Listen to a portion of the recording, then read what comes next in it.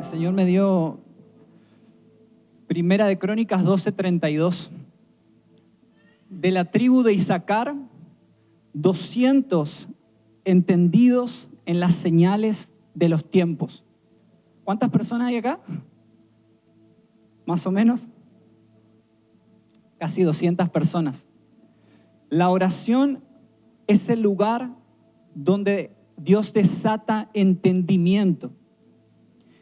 Y yo puedo ver cómo el Señor está corriendo velos. No sé si lo podés percibir en el espíritu, pero el Señor está quitando las escamas de los ojos.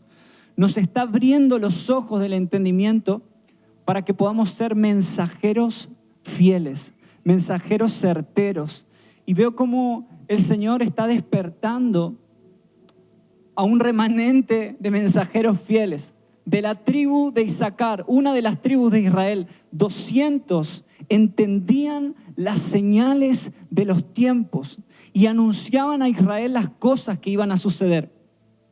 Así que si estás acá, quiero que sepas que Dios está abriendo tus ojos para que puedas ver al Señor, abriendo tus oídos para que puedas escuchar tu voz y que puedas ser un mensajero fiel de su palabra. Amén.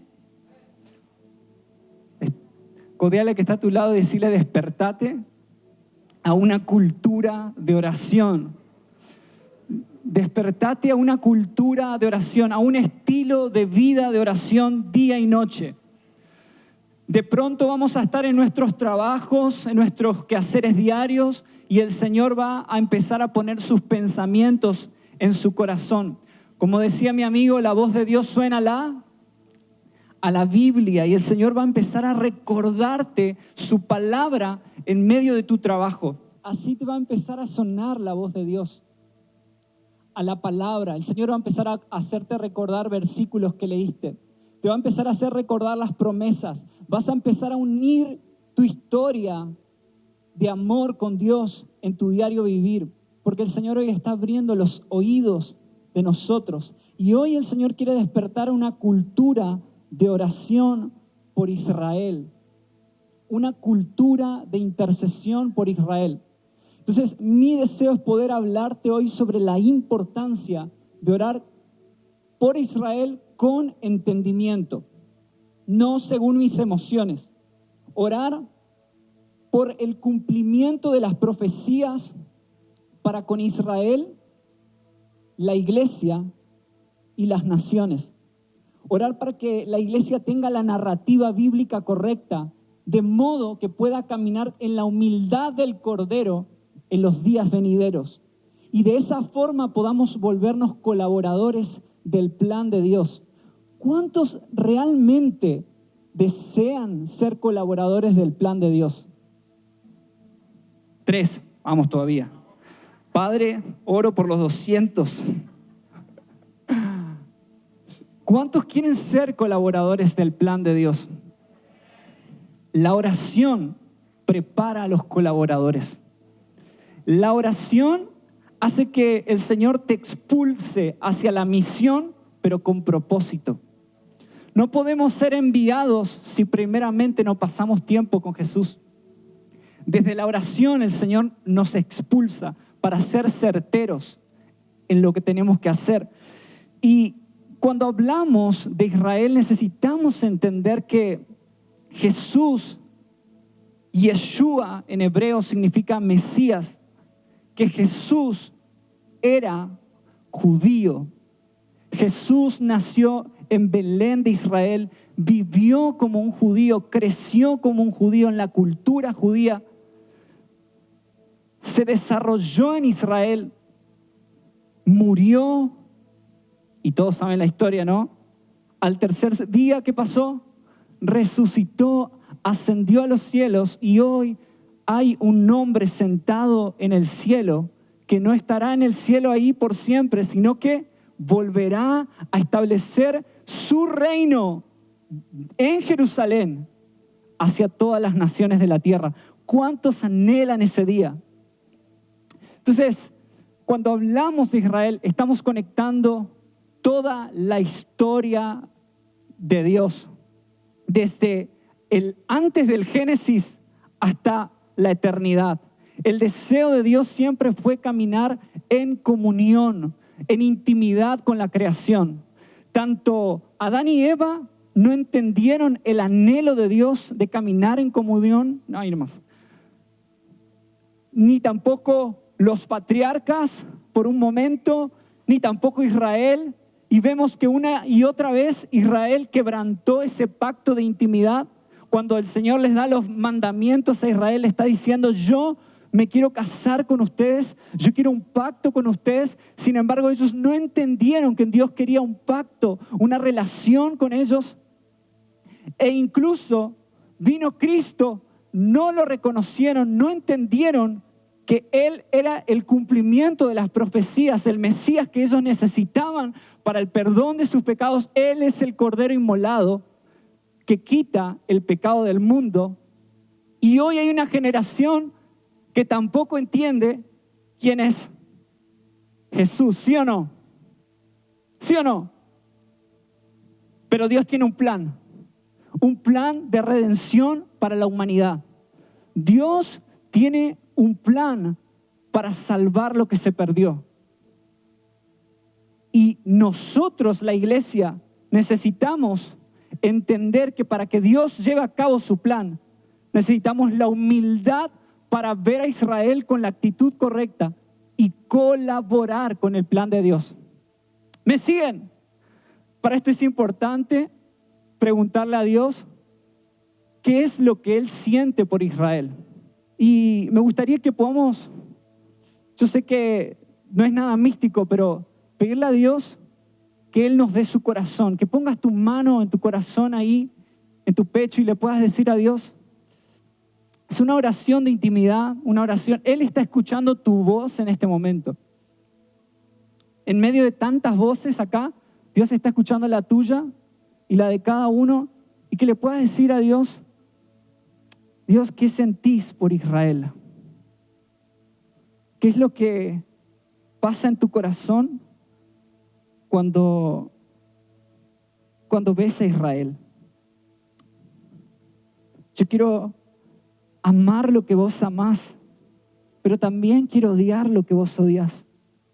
Mostrame tus amores, mostrame tus pasiones, mostrame tus deleites, mostrame tus deseos, mostrame qué sentís por esta nación.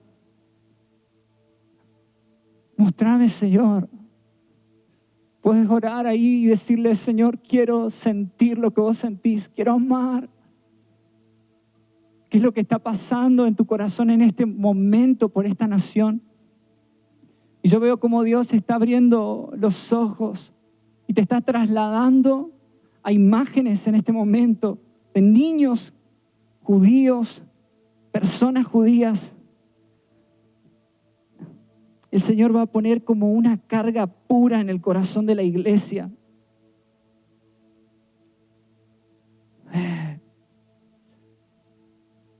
Para que puedas interceder, para que puedas ser una persona que se pare en la brecha, en el muro de la oración. Yeah. Man. Necesitamos entender que Dios ama a Israel. Y Zacarías 1:14, si tenés tu Biblia o si tenés algo para anotar ahí, quiero que puedas registrar esto. ¿Qué dice Dios sobre Israel? ¿Qué dice Dios sobre Jerusalén? Entonces el ángel me dijo: proclama este mensaje. El mensaje del Señor Todopoderoso. ¿Qué dice? Clama diciendo: así ha dicho Jehová de los ejércitos, celé con gran celo a Jerusalén y a Sión. ¿Qué es lo que Dios siente por Jerusalén? Celos. Otra versión dice: amo mucho a Jerusalén. El amor que le tengo es tan fuerte que hasta siento celos por ella. Zacarías 8, verso 2. ¿Qué dice Zacarías 8:2? Yo te leo en esta versión, la NTV dice: El Señor de los ejércitos celestiales dice, mi amor por el monte de Sión es intenso y ferviente. ¡Wow!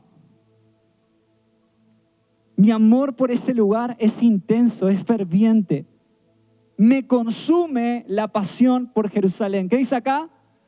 El Señor de los ejércitos dice, mi amor por el monte de Sión es intenso, la misma versión. Me consume. Esto es lo que Dios siente por Israel. Y si Dios ama a este lugar, yo también quiero amar lo que Él ama. Es que cuando vos y yo empezamos a caminar en una relación con Dios, empezamos a amar lo que Él ama y comenzamos a odiar lo que Él odia. Eso es lo que pasa cuando te enamoras de alguien. De pronto lo que antes no te gustaba y por pasar tanto tiempo con esa persona se te pegan sus afectos. A mí, por ejemplo, no me gustaba tanto el perro de mi esposita, pero bueno, el Señor despertó un amor por Sion, un amor por la perrita de Pri y llegué a amarla como ella la ama. Eso es lo que pasa cuando Dios restaura la comunión con nosotros. Lo que antes odiábamos, ahora empezamos a amar, porque el pecado es separación. El pecado nos pone en enemistad con Dios, pero la intimidad restaura sus deseos, restaura sus propósitos. Miren lo que dice el Salmo 122:6. Pedid por la paz de Jerusalén. Sean prosperados los que te aman. ¿Cuánto conocían este versículo? Pedid por la paz de Jerusalén. Amigos, ¿se puede bajar un poquito el pad? Un poquitito nomás. Pedid por la paz de Jerusalén. ¿Saben que la palabra pedid en hebreo es tselú y significa preguntar? Fíjense cómo va cambiando. Pregunten por la paz de Jerusalén. La paz en hebreo es shalem, salem, y significa plenitud. Es decir, que ahí nos está diciendo, pregunten por la plenitud de Jerusalén. ¿Cuál es la plenitud? ¿Cuál es la verdadera paz de Jerusalén si no es la revelación de Yeshua en ese lugar? Jamás podría haber paz en Jerusalén hasta que Cristo no pise ese monte y establezca su reino para siempre. La plenitud de Jerusalén es la revelación de Jesús. Entonces, cuando vos y yo clamamos por la paz de Jerusalén, no quiero que entendamos que no estamos diciendo, Señor, que paren las guerras. Yo viví, junto con mi esposa, 2 años en Israel. Estuvimos viviendo desde el año 2022 hasta el año pasado. Nos vivimos todo el atentado de Hamás. Y durante toda la historia de Israel nunca existió paz. Este país nunca estuvo en paz. Sí, fue el país con más guerras en toda la historia. ¿Por qué? Porque Satanás odia todo lo que Dios. Satanás te odia. Porque Jesús ama al cuerpo de Cristo. Porque Jesús ama a la iglesia. Porque Jesús te ama, te volviste en un enemigo de Satanás. Satanás odia Jerusalén porque Dios ama ese lugar, porque Dios tiene un propósito con ese lugar. Y Satanás sabe que Dios tiene un propósito con ese lugar y que si destruye ese lugar, destruye el propósito de Dios. ¿Me entendés? Entonces, va a ser tan fuerte el antisemitismo y el odio por ese lugar, no solamente en los años anteriores, sino en los años posteriores, que Satanás está abocado en destruir el plan de Dios. Pero ¿cuántos saben que Satanás no tiene el entendimiento correcto? Conoce, pero no entiende. Y no va a poder destruir la historia de Dios. Al final, Jesús va a regresar y va a establecer su morada en ese monte, y aquellos que le traspasaron harán lamentación por él. y llorarán y se quebrantarán como mujer llora por su hijo primogénito, dice Zacarías 12:10. Habrá un día en que mismo Israel reconocerá quién es Jesús, al que un día ellos traspasaron. Habrá un día que ellos dirán, perdón, no te reconocimos. Y llorarán con gran lamento y harán luto y dirán, perdón, estamos arrepentidos, vos sos nuestro Mesías. Yo anhelo ese día y vivo para ese día. La oración nos prepara para ese día. La intercesión nos prepara para ser colaboradores del plan de Dios para ese día. Y saben, la base de la elección de Dios hacia Israel, lo podemos decir de esta manera, es la soberanía de Dios. Yo no sé por qué Dios me miró. Yo no sé qué vio de bueno Dios en mí, porque yo conozco mis errores, yo conozco mis tentaciones, yo conozco mis debilidades, yo sé lo basura que soy. Yo no sé qué Dios vio en mí, yo no sé qué Dios vio en vos, pero aún así te eligió. Y es la misma razón por la cual Dios eligió a Israel, su soberanía. La soberanía de Dios implica que Él sabe todas las cosas, que Él entiende todas las cosas y que tiene un plan perfecto de restauración para esta ciudad. Y así Dios elige a Abraham. Y lo vemos en Génesis capítulo 12, del 1 al 3. Si podemos leer juntos, dice que Dios, que Jehová habla a Abraham antes de que le cambie el nombre y le dice, Abraham, vete de tu tierra, que quiero que entres en mi historia. Vete de tu parentela y de la casa de tu padre a la tierra que yo te mostraré y haré de ti una nación grande. Te bendeciré y engrandeceré tu nombre y serás bendición. Bendeciré a todos los que te bendijeren y maldeciré a todos los que te maldicen. Y serán benditas en ti todas las familias de la tierra. Esto es Génesis 12:3. Yo no sé si se lo puede dejar ahí en pantalla, pero quiero que puedan ver que Dios, cuando habla con Abraham, le promete una descendencia. Cuando Dios estaba viendo a Abraham, estaba viendo a Isaac, estaba viendo a Jacob, y en Jacob vemos que Dios le cambia el nombre y le pone de nombre Israel, y estaba viendo todas las etnias de Israel. Entonces, cuando vemos la promesa de Dios sobre este hombre, vemos a un Dios generacional. Dios no está pensando solo en vos, está pensando en tus generaciones, en los que vienes después de vos. Y vemos que el Señor le dice, no solamente esta promesa te afecta a vos, sino que te daré un territorio, te daré una tierra. Dios le dice a Abraham, te voy a dar un territorio geográfico, no algo etéreo, no algo intangible. Te doy una tierra. Y luego dice en Génesis 15:18, la tierra que te doy es desde el río Éufrates hasta el río, no me acuerdo, tampoco me sé todo, desde el río Éufrates hasta otro río. Pero esto es muy, muy importante porque, ¿saben, amados? Satanás odia.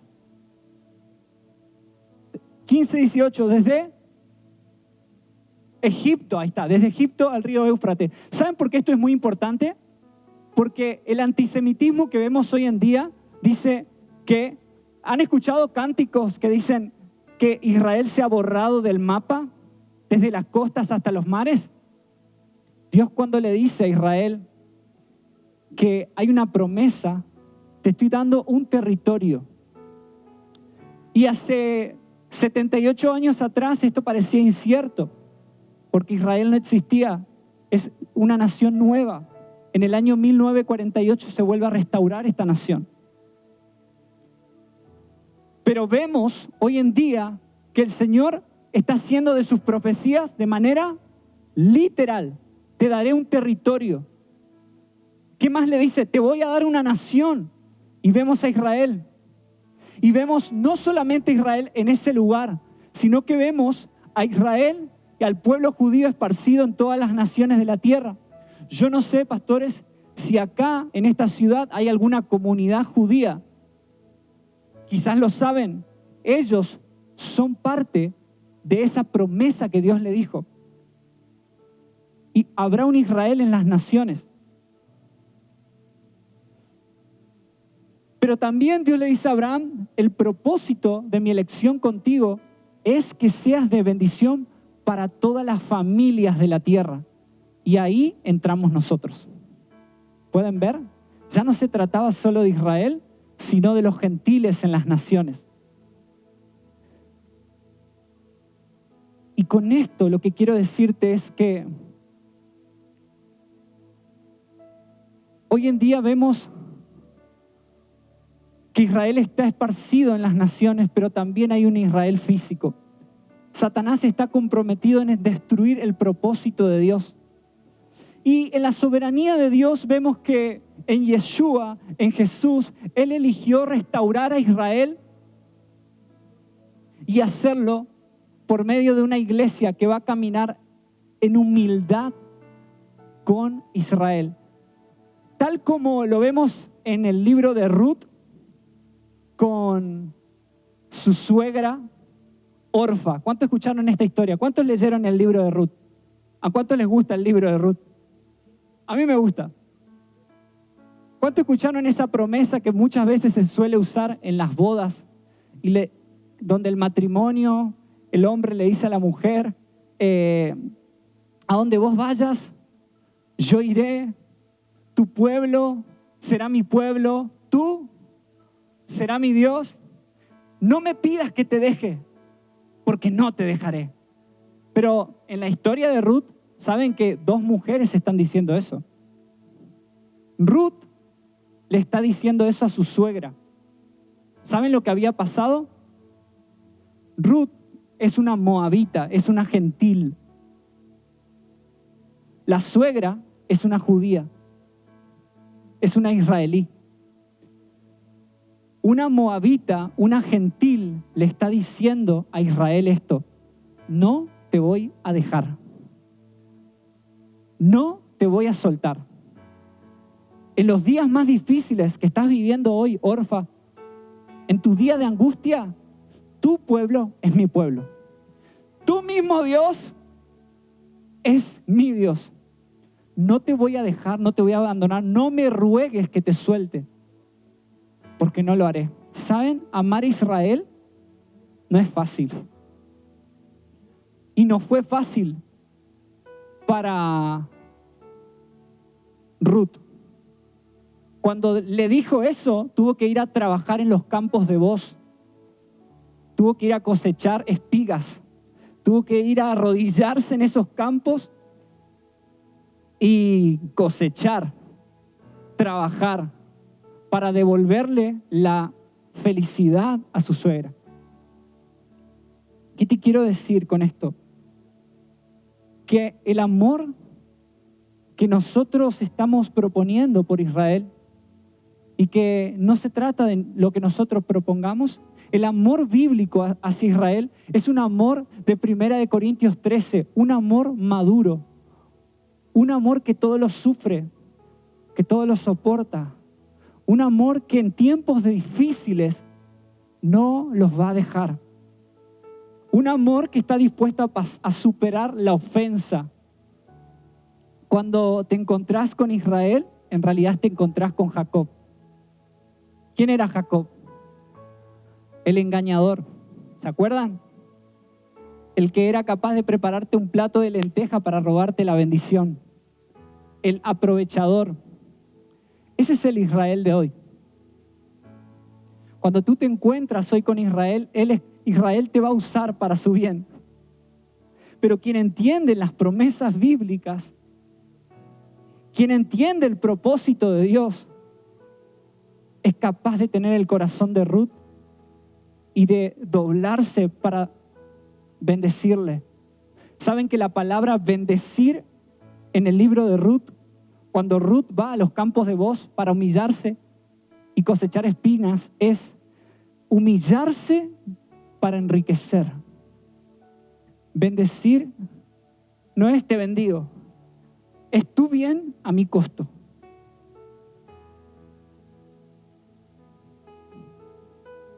¿Cuántos quieren bendecir a otros? ¿Cuántos están entendiendo lo que es verdaderamente bendecir? Tu bien a mi costo. Eso fue lo que hizo Ruth. Ruth podía rehacer su vida, sin embargo, ella decidió el bien de Israel a su costo, el bien de Noemí a su costo. Y ¿saben? Lo que nos movió a nosotros a poder ir a Israel y bendecirles fue su bien a nuestro costo. Vivimos 2 añitos en más de 12 casas. Les contábamos la historia a los chicos y no podían creer. Vivíamos de casa en casa, mudándonos, 1 mes acá, 2 meses allá, y la gente, nuestros amigos nos decían, ¿qué hacen? Estamos gastando nuestra vida por amor a lo que Dios ama, su bien a nuestro costo. Y entrábamos a lugares donde no queríamos estar, donde la carne no quiere estar, pero Dios nos decía, es necesario que estén ahí para que ellos puedan ver a Jesús. Quizás es el único momento o la única vez que ellos van a ver a Cristo en su vida. ¿Estás dispuesto a humillarte para enriquecerles? Y así vivimos en casa de hippies, cuidamos gatos, ¿sí o no? Trabajamos en lugares duros, pero con el propósito de mostrarles la luz del Evangelio. ¿Cuántos quieren llevar la luz del Evangelio? Pero quiero que sepas que antes de llevar la luz del Evangelio, el Señor quiere llenar de luz tu corazón. Por eso cultura de oración, por estos espacios, porque el amor es probado. El amor no es una emoción. Lo que Dios quiere hacer con vos y a través de vos, primero necesita ser formado. ¿Cuánto lo están entendiendo? Israel se endureció frente al Mesías.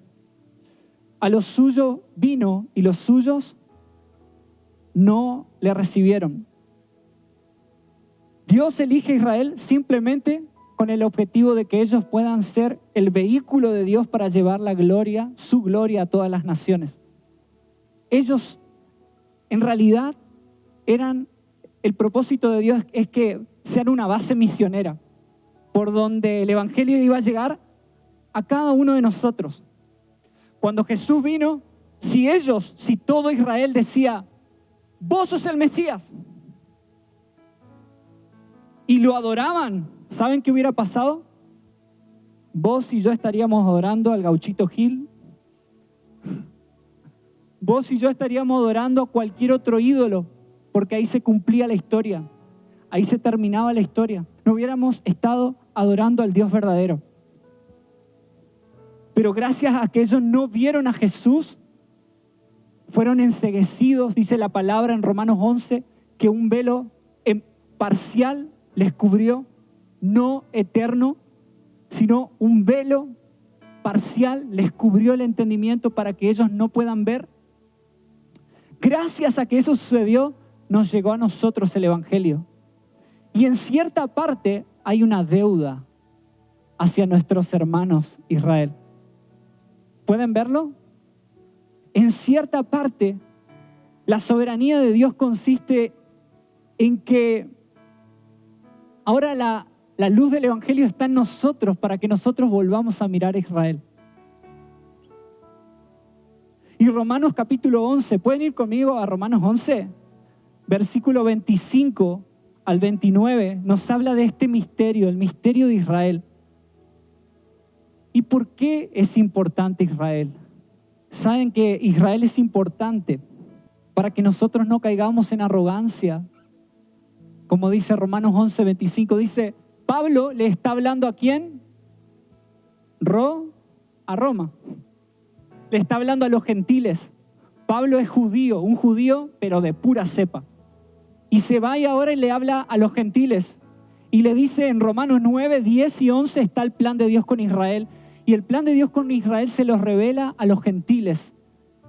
Ya no le está hablando a israelitas. Y les dice así, hermano, no quiero que ignoréis este misterio. Israel es un misterio. Y un misterio es una invitación a ir a la intimidad con Dios.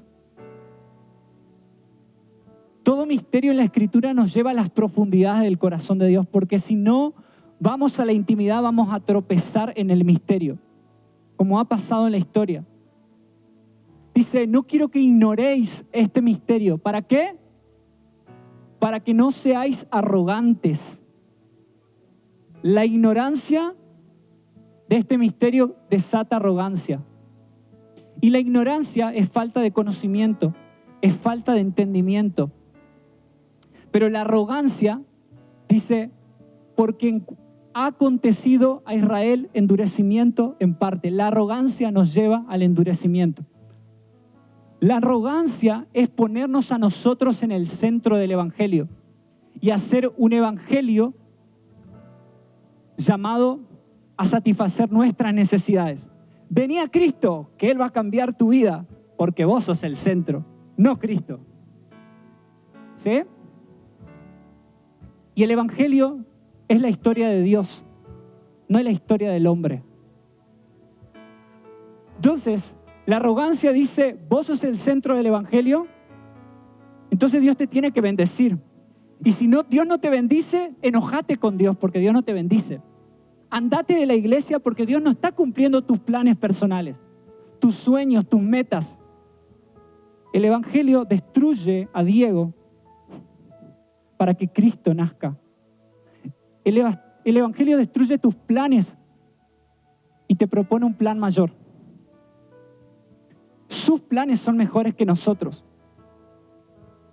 Entonces, dice que no ignoremos el misterio para que no seáis arrogantes en cuanto a vosotros mismos. O sea, la arrogancia hace que miremos hacia nosotros en lugar de mirar a Cristo y poner a Cristo en el centro de su plan. Y saben, somos una iglesia local, pero con una visión global. Somos una iglesia acá en San Luis, pero que formamos parte del plan de Dios en todas las naciones de la tierra. Y el Señor lo que está haciendo en este tiempo es sacar a Diego de sí mismo para que Diego pueda mirar el plan de Dios y que Diego pueda decir, heme aquí. Heme aquí a tu plan. ¿Siguen conmigo o no? Se está revelando el misterio. Necesito la atención. La ignorancia nos lleva al endurecimiento. ¿A qué? A la arrogancia. Y dice, para que no seáis arrogantes en cuanto a vosotros mismos. ¿Qué ha acontecido a Israel? Endurecimiento en total. La arrogancia llevó a Israel a creerse el centro del plan de Dios. Y si nosotros no nos damos cuenta, la iglesia ahora puede llegar a pretender volverse el centro del plan de Dios. Lo más importante es lo que Dios está haciendo en nuestra visión, en nuestra iglesia local. No vamos a tener una visión global, sino una visión de acá. No, amados, podemos quedarnos fuera del plan de Dios, que es mucho mayor. Entonces, ahí dice, a Israel le ocurrió un endurecimiento en el corazón por eso, pero no es total, sino que dice, hasta que haya entrado la plenitud de... El endurecimiento de Israel tiene un tiempo final, y es hasta que el evangelio sea predicado hasta lo último de la tierra. Y entonces vendrá el fin. Mateo 24, 14. La plenitud de los gentiles tiene que ver con la madurez de la iglesia. La plenitud de los gentiles tiene que ver con una iglesia que se está despertando a la oración y que ahora ya no está mirando para sí mismo, sino que ahora está mirando para el propósito de Dios. Y luego dice, cuando haya llegado a la plenitud de los gentiles, ¿qué dice? Versículo siguiente, versículo 26. Y luego todo Israel será salvo. Como está escrito, vendrá de Sión el libertador, que apartará de Jacob la impiedad. Y dice, este será mi pacto con ellos. Cuando yo quite sus pecados. Zacarías 12:10 es eso. Así que en cuanto al evangelio, hoy ellos son enemigos por causa de vosotros. Pero en cuanto a la elección, ellos son amados por causa de sus padres, porque irrevocables son los dones.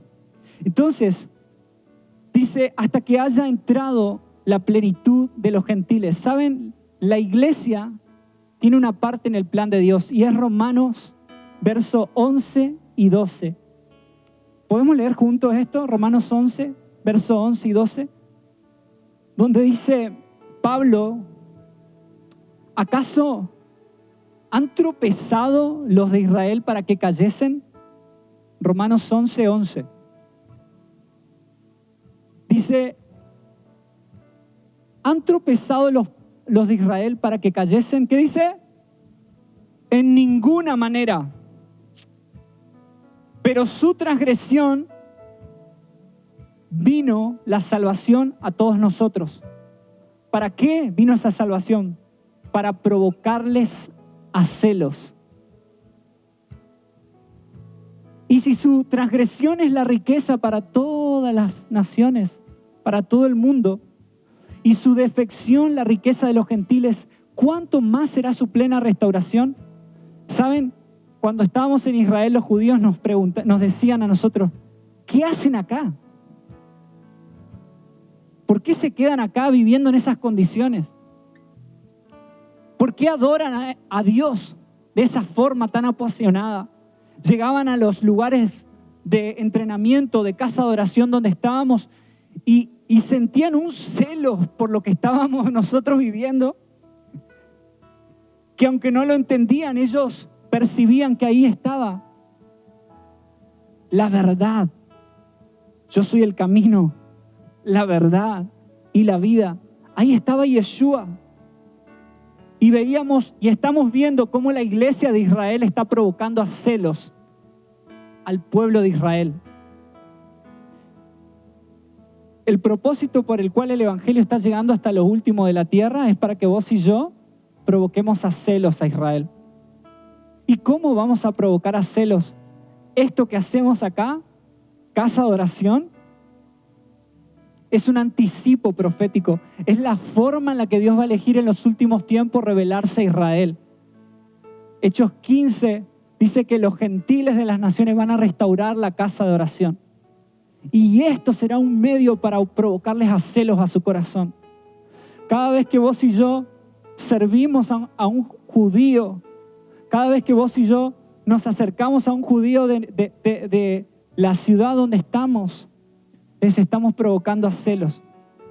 Cuando nos acercamos para amarles. ¿Y por qué les cuento esto? Porque percibo que Dios está queriendo despertar mensajeros en esta casa que van a llevar el amor hacia Israel, al Israel que vive acá. Algunos van a viajar a Israel, pero otros van a ser despertados a provocar a celos a Israel acá. Hace unas semanas atrás estaba haciendo Uber en Córdoba porque trabajamos y mientras estábamos haciendo Uber me tocó subir a una pasajera y cuando la subo hablaba de una manera extraña, una señora de bastante edad, y cuando me empieza a hablar la miro así y en su rostro yo ya noté que era judía. Entonces le pregunto por su nombre. Cuando me dice el nombre, recontra judío. Recontra. ¿Sos judía? Le digo y me mira y hace así.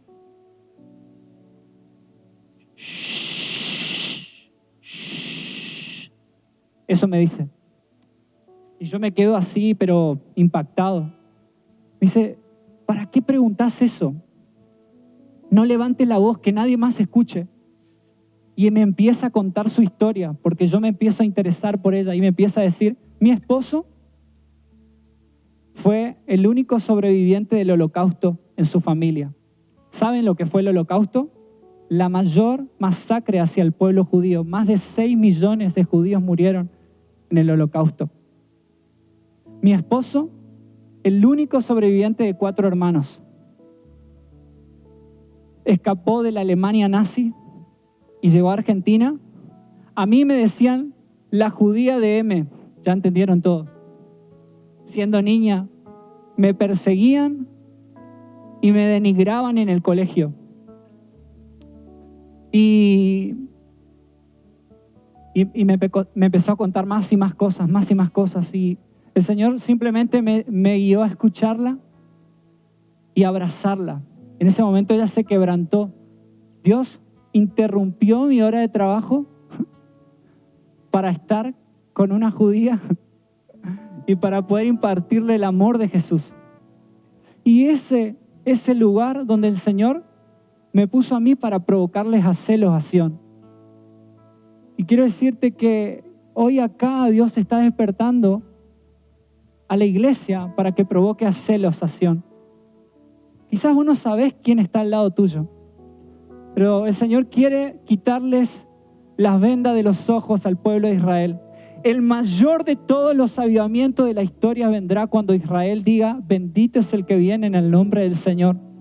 Jesús ancló su venida a la premisa de Mateo 23, 37 al 39, donde Él llora frente a Jerusalén y les dice, de cierto les digo, Jerusalén, que yo les quise juntar muchas veces como una gallina junta a sus polluelos, pero no me quisiste recibir.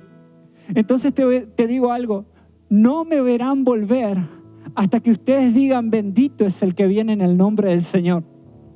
Entonces Jesús dice, no vuelvo hasta que Israel no diga, bendito el que viene en el nombre del Señor. ¿Qué tiene que pasar entonces para que Jesús venga? La iglesia tiene que provocar a celos. ¿Cuántos quieren que Jesús regrese?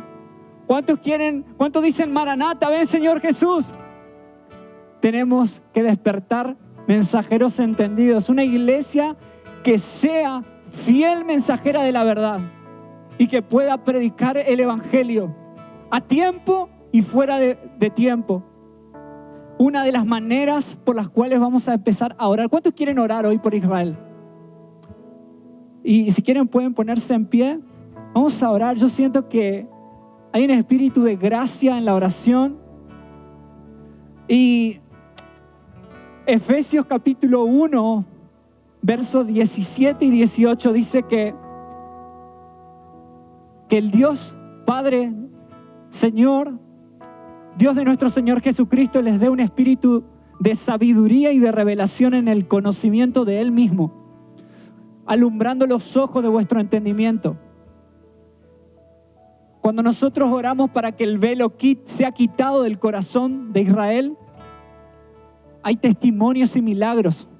Hoy hay barrios en Jerusalén que son ultra ortodoxos, barrios imposibles de entrar. Y nosotros al estar allá escuchábamos testimonios de religiosos que decían, si te cuento lo que me pasó no me van a creer. Así lo dicen ellos. Vi a Jesús. Jesús mismo se le está revelando por medio de la intercesión de la iglesia. Jesús se les aparece, les muestra sus manos, les muestra sus pies y les dice, yo soy al que ustedes crucificaron. Yo soy al que ustedes clavaron en una cruz. Y ahí quiero decirte que la iglesia, la intercesión de la iglesia está provocando un efecto poderoso en Israel. Cada vez que oramos para que los velos sean quitados, Israel está siendo avivada. Cuando oramos por avivamiento en Israel, estamos diciendo que ellos vean a Jesús, que se les sea revelado la luz del evangelio, que vean a Yeshua.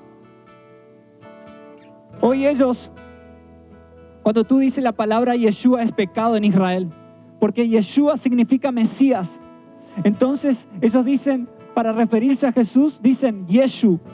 Yeshu significa en hebreo, su nombre será pisado y borrado de la faz de la tierra. Está fuerte, ¿no? Pero nosotros estamos declarando Yeshua sobre ese pueblo. Yeshua, vos sos el Mesías de Israel. Y le enseñábamos a los judíos y le decíamos, te guste o no te guste, su nombre es Yeshua. Yeshua es el Mesías de Israel. Y hoy oramos para que el Señor quite el velo que cubre el entendimiento de Israel. Ahí donde estás, empezá a activar tu voz intercesora. Si tenés tu Biblia, abrí la Biblia y comenzá a leer las profecías. Comenzá a interceder la palabra. Tomá Efesios 1, 17 y declará, Señor, envía espíritu de sabiduría y revelación en el conocimiento de Jesús al corazón de Israel. Abre sus ojos, que ellos te puedan ver, que ellos te puedan reconocer, Jesús.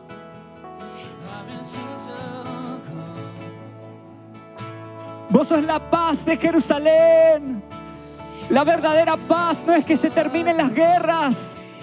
Vos sos la paz de Israel, Jesús.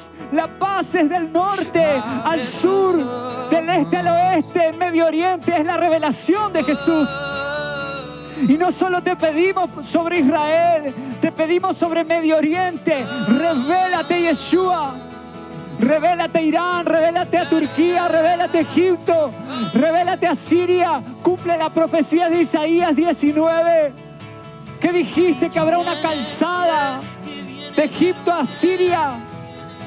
Tu nombre sería invocado en los últimos días. ¡Hey! Abre los ojos en Medio Oriente para que puedan ver a Jesús. Despierta a los centinelas en las naciones, Señor. Despierta a los centinelas aquí en Villa Mercedes.